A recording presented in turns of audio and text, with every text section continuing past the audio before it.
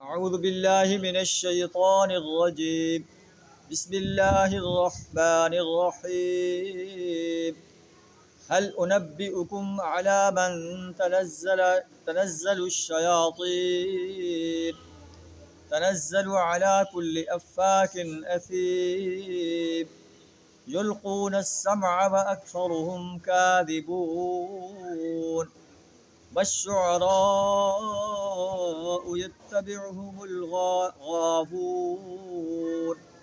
صدق اللہ العظیم. سورہ الشعراء آیت نمبر 221 تا 224 آپ کے سامنے تلاوت کی. اللہ فرماتا ہے کہ کیا میں تمہیں بتاؤں کہ شیاطین کن پر اترتے ہیں؟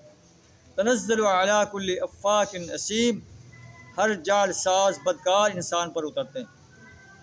سنی سنائی باتیں کانوں میں پھونکتے ہیں اور ان میں سے اکثر جھوٹے ہوتے ہیں. والشعراء یتبعهم الغاوون، بے شعراء ان کے پیچھے بہکے ہوئے لوگ چلا کرتے ہیں. کیا تم دیکھتے نہیں ہو کہ وہ ہر وادے میں بھٹکتے پھرتے ہیں اور انہم یقولون ما لا یفعلون، ایسی باتیں کرتے ہیں جو کرتے نہیں ہیں. شعراء کا جو طرز عمل ہوتا ہے ان کے قول و فعل میں تضاد ہوتا ہے. جو شعر کہتے ہیں اس کے برعکس ان کا عمل ہوتا ہے. الا الذین آمنوا وعملوا الصالحات، ہاں ایکسیپشنز موجود ہیں.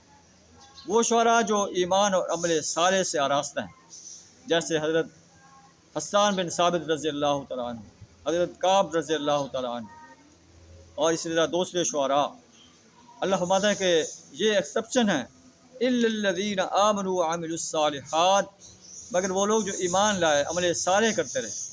وذکروا اللہ کثیرا، اللہ کو کثرت سے یاد کیا. وانتصروا من بعد ما ظلموا، جب ان پر ظلم کیا گیا تو انہوں نے صرف بدلہ لیا. ایسے شعراء جو ہے وہ ایگزمپٹڈ ہیں ان باتوں سے. اور نبی صلی اللہ علیہ وسلم کے دور میں جو شعراء تھے، اسلامی شعراء، آپ صلی اللہ علیہ وسلم ان کی حوصلہ افزائی فرماتے تھے اور آپ فرماتے تھے کہ آپ کفار کی ہجو کریں. آپ کا شعر جو ہے انہیں تیر سے بھی زیادہ جو ہے ان کے دلوں کے اندر پیوست ہو جاتا ہے.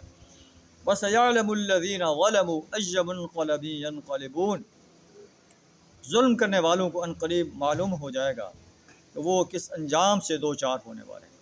اللہ سے دعا ہمیں ایمان عمل صالح سے اپنے آپ کو آراستہ کرنے کی توفیق عطا فرمائے.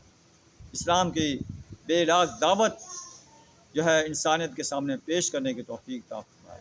اسلام کے دیے ہوئے نظام کو اس سرزمین پر قائم کرنے کے لیے، باطل نظاموں کو مٹانے کے لیے اپنا کردار ادا کرنے کی توفیق عطا فرمائے. وآخر دعوانا ان الحمد للہ رب العالمین.